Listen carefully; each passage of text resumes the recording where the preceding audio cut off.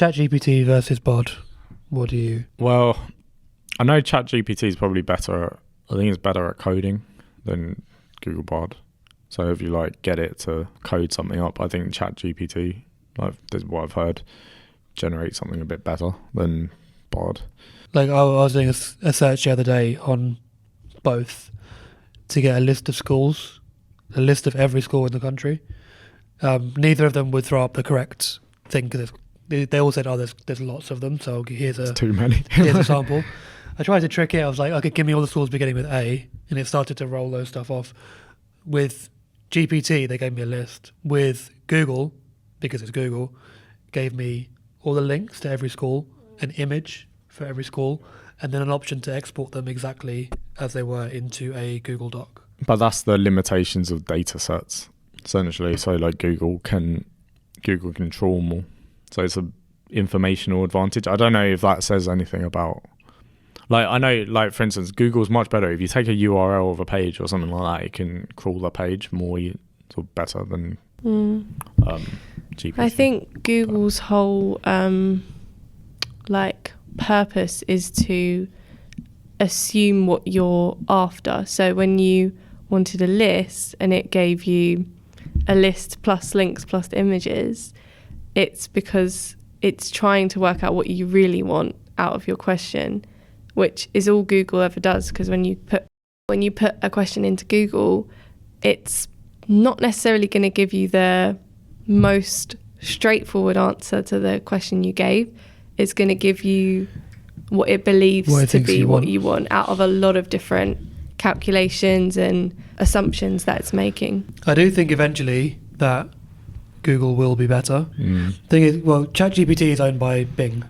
They don't have much to lose. They're way behind in the search engine race. Google are on the top of that. So them releasing a product early is a good thing, even if it has a few errors and mistakes. Whereas if Google were to release Google Bard early with mistakes, their credibility would drop. Yeah. So they've been taking their time to sort of perfect it a bit more before releasing it to the public. Yeah. So it's kind of interesting how they've both gone about. Both in for beta stage. So it's like... Yeah, but GPT was out a long time before Bard. Bard's only just been released to the public. This is like I don't know what phase they're on, but like phase 2 of their thing is because initially it's trained on a data set, but then now it's got a pull from loads of users. So it's getting better and better and better because it's trained on a greater data set now. And people are plugging people feedback and that kind of thing into it. So it's it's like the training that we spoke about earlier. Google's Bard is still obviously in the training mode too. So it's very hard to say what model will be superior. I don't know, if you look at what Google have achieved in AI so far, I reckon it will surpass GPT. Certainly, like that's the impression that I get from hearing, Google researchers. They said, all right, like things like ChatGPT have actually been around for a long time, but they've existed in like alpha stage, where like behind closed doors. So they've seen this like many years ago. So they're not that surprised, but obviously there's things happening behind closed doors that could be way more impressive. And there's been more, Google engineers and stuff like that, and former Google engineers who've like spoken out about how they've seen things behind closed doors that have actually scared them. I don't think they're compared to like ChatGPT is probably like the tip of the iceberg in terms of what's being developed. I've seen interviews with Google engineers that have left. Yeah. They're like, I don't want to be any part of this. Yeah. Then they're on the Diary of a CEO. Yeah. There was one on there, and he was like, I've seen some stuff. I don't want any part of this, and like I'm here to warn all of you, like you should stop. Yeah, because they've created something that they can't turn off. And that's not a nice... It's kind of similar to having kids in a way. It's like you create them and then you can't go back on it. They just have a life of their own. And I think it's almost like you don't realise how big that is of a deal until it's too late. There's that theory of the technological singularity. So like that will create something that humans will create something, some AI that will ultimately be able to create new versions of itself constantly and improve upon them. And we're just lucky for as long as it will continue to speak to us in a language that we understand. Like, it's gonna get to a point where, you know, I'll be trying to talk to an AI and it's talking to me and I don't know what it's saying. So it's surpassed like my ability to keep up with it. I think the issue is the second that it stops serving us, Yeah. that's when there's a problem. Because at the moment, you give it a thing and it will serve up your information and it will help you with whatever you need to do.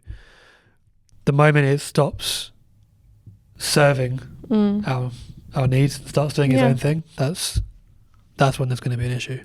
I think we're not too far off that. Yeah, but because we're playing with fire, creating something to serve us with the ability to think outside of that. Like, it's just, why would you do that? It's godlike, isn't it? Well, it's just human-like. It's just but like, to create it's something like that's a godlike thing, and that's not something you really want to.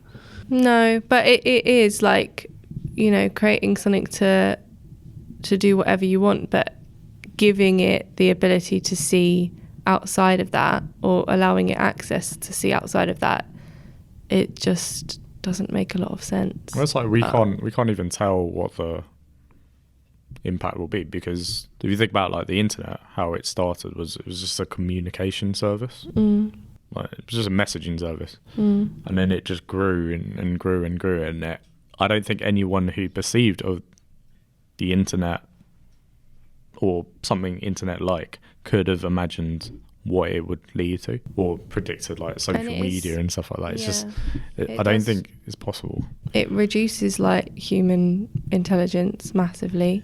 Not that we can necessarily see all the time, but like, if I just said, let me take away all your technology right now, you'd be worried. Whereas like, you wouldn't be worried if it was 100 years ago. You'd be like, well, I don't have it in the first place. So it's a dependency. It is. Essentially, we are already living like cyborgs. Yeah. That phone is just an extension of your brain and your physical body. Yeah.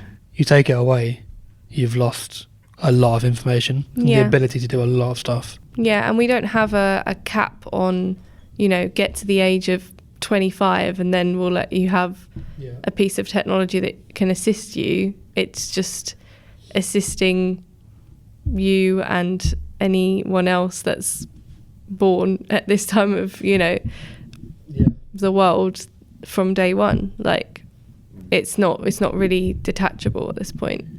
Yeah, well, this is why people like Steve Jobs and that even though they invented the stuff, didn't give it to their kids. Yeah. Because it's designed to be addictive. It's designed to, especially social media, it's designed to literally be like a fruit machine where you don't know what's going to come up next. That's why you end up scrolling forever. Yeah. And kids don't have, what's it called? Self-control. Self-control. And we know that. Yeah. But the little dopamine hits you get when you see a little red circle. It's all designed to be like a... Yeah, it's very, very powerful. As possible. And it's got so much money and so many people who spend their entire careers into making sure it's more powerful. Yeah. So you can't really look at an individual and say, why are you not overcoming that? Because it's been built to overcome their self-control. Yeah, I remember watching one of these videos about... I think it was a similar one with the AI engineer. And I think they got asked, well, why don't you just stop? Why don't we just put it as a law that everybody sort of stops messing around with this stuff? And he said, well, if we don't do it, then the other company will do it. Our competitors will do it, and they'll surpass us. So we have to do it. So, well, why don't you stop all companies from doing it? It's like, well, we can do that, but that doesn't stop a 15-year-old in their bedroom from coding a thing. Cat's out the bag. It's basically. Done now. It's out. Yeah. Thanks for watching this clip of the Education Lounge podcast. If you want to watch some other clips, click here. If you want to watch the full episode, click down here. Please like and subscribe as it really helps our channel. The Education Lounge Podcast.